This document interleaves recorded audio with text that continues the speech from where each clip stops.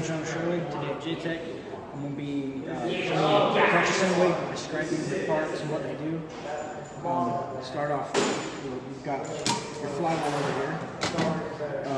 It would have a pilot bearing right in here. And, one edge is actually tapered on this.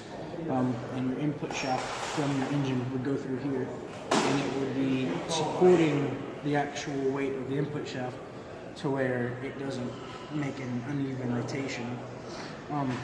Next you got your clutch, the actual material, clutch, and it sits and actually rides on the flywheel constantly until the clutch pedal is pressed, and then it will actually get pulled up off the flywheel before you can engage in shift into the next gear.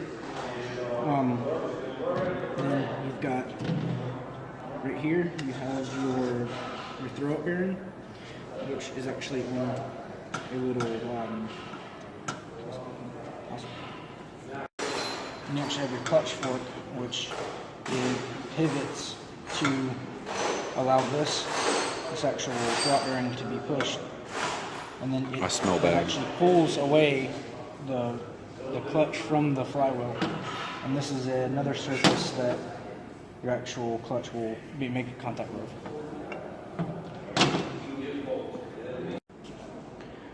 So we're going to start out with the flywheel. This is actually connected straight to the crank, or to the motor, and it spins with the motion of the crank. Inside this right here would be an actual a pilot bearing. One edge is tapered.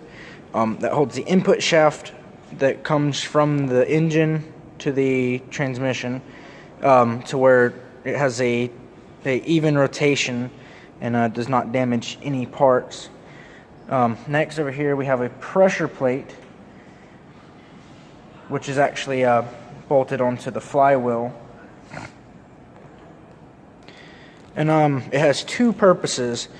One is to hold the clutch inside the assembly between the actual flywheel and the pressure plate, and also when the clutch is engaged, this lever will pivot, pull this throw-up bearing, and then pull the pressure plate, and it will pull the clutch off of the flywheel to actually allow you to shift to the next gear.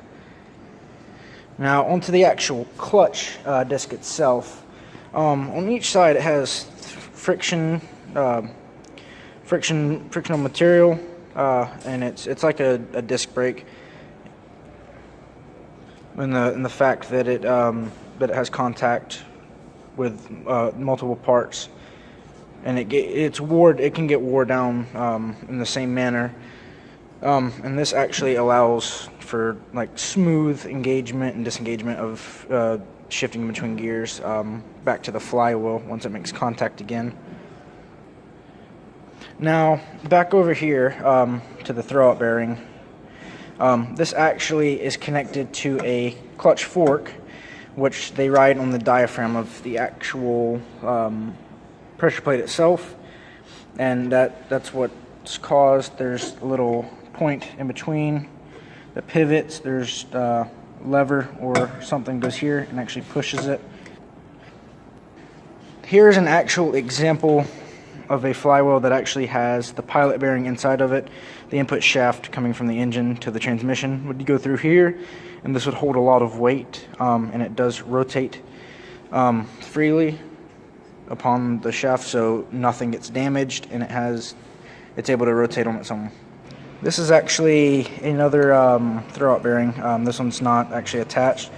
And the reason I'm showing it is because I'm showing it's meant to spin freely to allow you to actually engage and disengage your clutch without damaging any parts.